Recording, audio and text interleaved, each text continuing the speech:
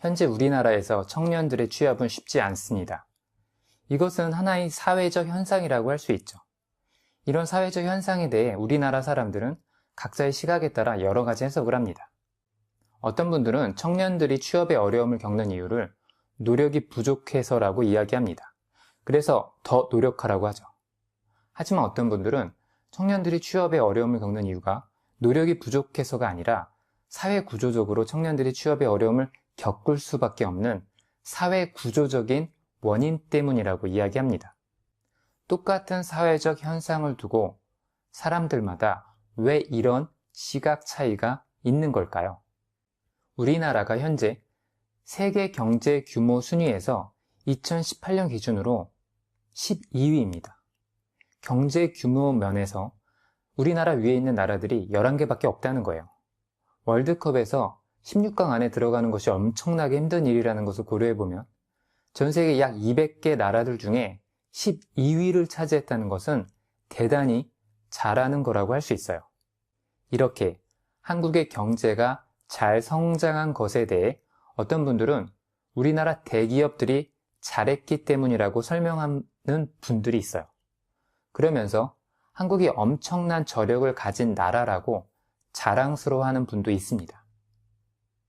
하지만 어떤 분들은 대기업들이 그렇게 잘하게 된 것은 사회 구조적으로 대기업들이 그렇게 잘할 수 있도록 한국 정부에서 오랫동안 크고 작은 도움을 주었기 때문이라고 설명하는 분들도 있습니다. 응당 서민들에게 돌아갔어야 할 자원이 대기업들을 위해 사용이 됐다는 것이죠. 또 대기업들은 정부의 묵인 아래 중소기업들을 쥐어짜서 돈을 번 것이지 결코 혼자만의 노력으로 그렇게 성장한 것은 아니라는 거예요. 그러면서 한국이 그렇게 저력을 가진 나라라고 한다면 왜 지금 한국의 청년들이 그렇게 어려움을 겪는지 설명해 보라고 반문합니다. 왜 이러한 견해 차이가 있는 걸까요? 이러한 견해 차이를 설명하는 이론이 사회학의 기본 이론들인 기능론과 갈등론이라고 합니다. 교육사회학도 사회학의 일종이기 때문에 사회를 어떻게 바라봐야 하는지에 대한 관점들을 설명하는 기본적인 사회학 이론들인 기능론과 갈등론을 이해할 필요가 있습니다. 기능론과 갈등론은 사회현상을 바라보는 독특한 관점들입니다. 여러분이 기능론과 갈등론을 이해하신다면 왜 우리나라에서 이념적으로 사람들이 보수와 진보로 나뉘어 있는지를 이해하실 수 있습니다.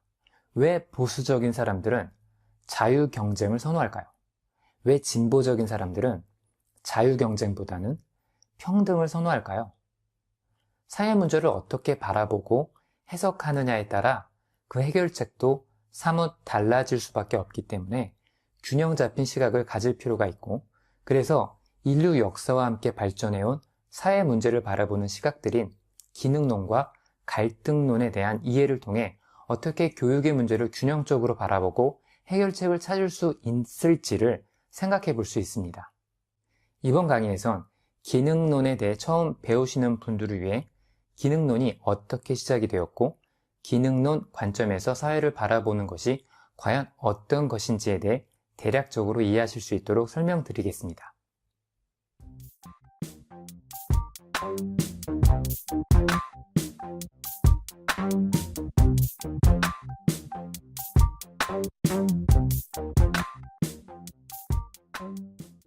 기능론은 사회 구성원들이 합의된 역할 준수에 초점을 맞추는 시각이며 플라톤의 이데아 사상이 그 이론적 배경을 두고 있습니다. 이데아가 뭔가요? 궁극적이고 영원한 아름다움을 의미합니다. 이상적인 사회를 뜻하기도 하고요. 플라톤은 이데아의 실현을 위해 사람이 정의로운 인간이 되어야 한다고 생각했습니다. 머리는 지혜로 채우고 가슴은 용기로, 배는 절제로 채워야 한다고 주장했어요. 뭔가 말이 멋있고 좀 철학적이지 않나요? 그래서 플라톤은 일단 사회가 먼저 정의로워야 한다고 생각했습니다. 즉 머리에 해당하는 통치 계급은 지혜로워야 하고 가슴에 해당하는 군인 계급은 용기가 있어야 하고 배에 해당하는 생산 계급은 절제해야 한다고 주장했습니다. 이렇게 사회가 먼저 정의로울 때 개개의 인간들도 정의로워져서 마침내 이데아에 이룰 수 있다고 보았던 것입니다. 그래서 플라톤은 본인의 지위에 맞는 역할 수행을 가장 중요한 덕목으로 보았습니다.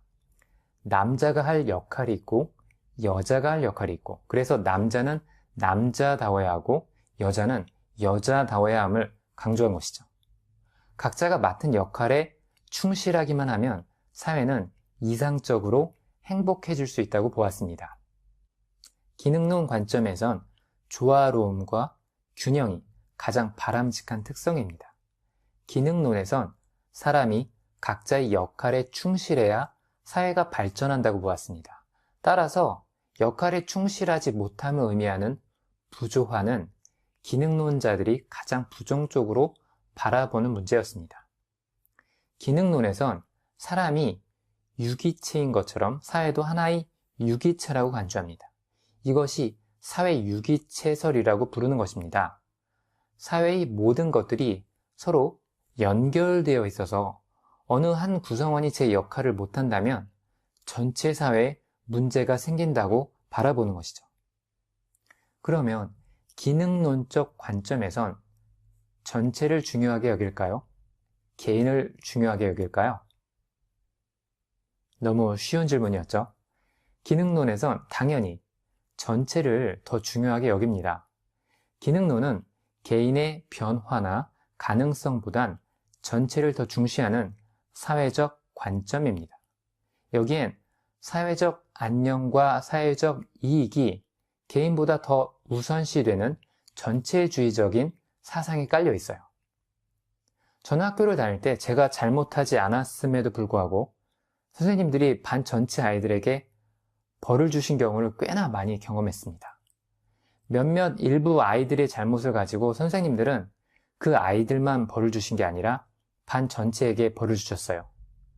그러면서 하시는 이야기는 그 아이들만의 잘못이 아니라 반 전체에 책임이 있다고 말씀을 하셨어요. 이게 바로 연대 책임이라고 부르는 그 무서운 거 아니겠습니까? 그러면 잘못을 하지 않는 저 같은 학생들 입장에선 억울하죠.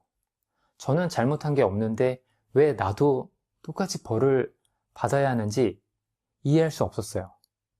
그 선생님들은 그러면 왜 반 전체 아이들한테 벌을 주셨을까요?